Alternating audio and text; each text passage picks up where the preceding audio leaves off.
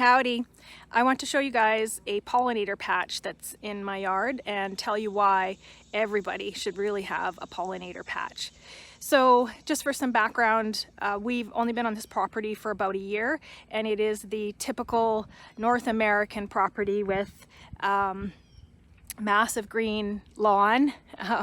I'm sure lots of hours are spent mowing it. My husband seems to love the green lawn aspect. It's a bit of a battle for both of us because I'm not a green lawn fan. He is.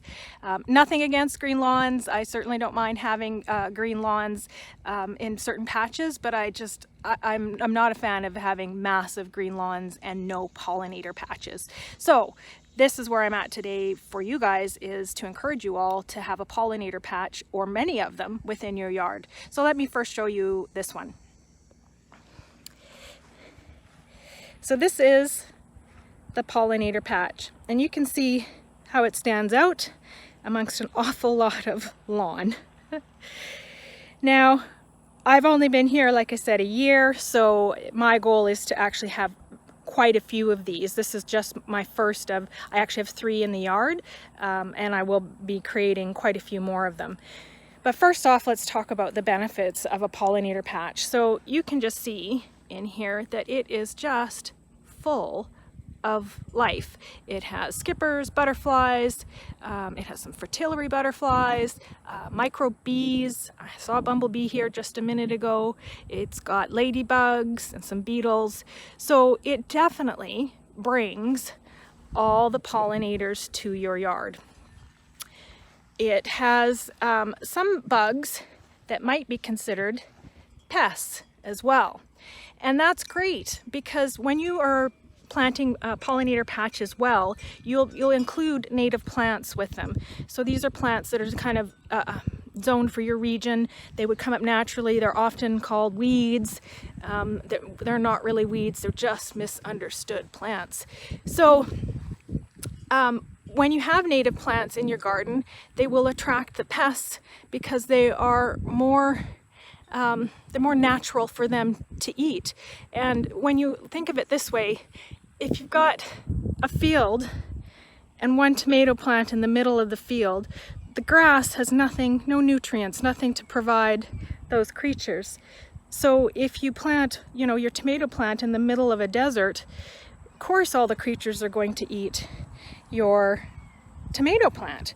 So when you plant native plants and you create all this habitat that you don't mind if they take a bite out of, they leave your garden alone a lot less. So I really rarely have problems with bugs. And if I do, they seem to work themselves out quite naturally.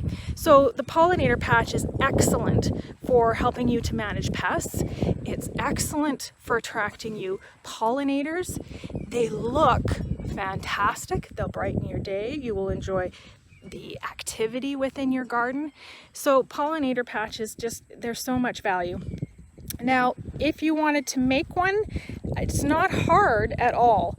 I did this a way, I wish I kind of done it differently. I'll tell you how I did it, and then I tell you how I would do it if I do it again, which I will be doing it again. But I just used the tiller because it was all grass, and I moved it.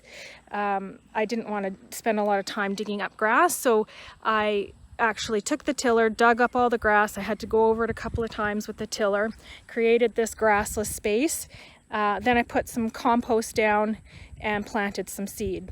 Problem with that was the grass still came through. It didn't get a chance. Like, I didn't do any solarizing with it at all. I just kept it. I'm easily distracted by butterflies. Sorry, guys. And so anyways, the grass came through, essentially. I spend a lot of time weeding, and I really wish I'd actually done it like the normal way, which is you solarize it first to kill off the grass and the weeds, or you can put down compost or cardboard directly and then compost on top of the cardboard. That actually would be the best, is you just place the cardboard down, it kills off the grass, and put the compost on top, and then plant your seeds. So that would be the way I'd recommend doing it, but you can also do it this way. I mean, it's just more work, but it certainly has worked out. I still have tons of flowers, and I just keep going through and weeding out the grass. So But yeah, so this is what I highly recommend. Build your pollinator patches near your garden. I mean, you can build them anywhere if you don't mind having many of them. I certainly will have them all over our yard. But if you build it near your garden, it brings the bad bugs to your pollinator patch and brings the pollinators into your area. So awesome. I hope you guys end up with a pollinator patch or two, or maybe you already have some. Thanks.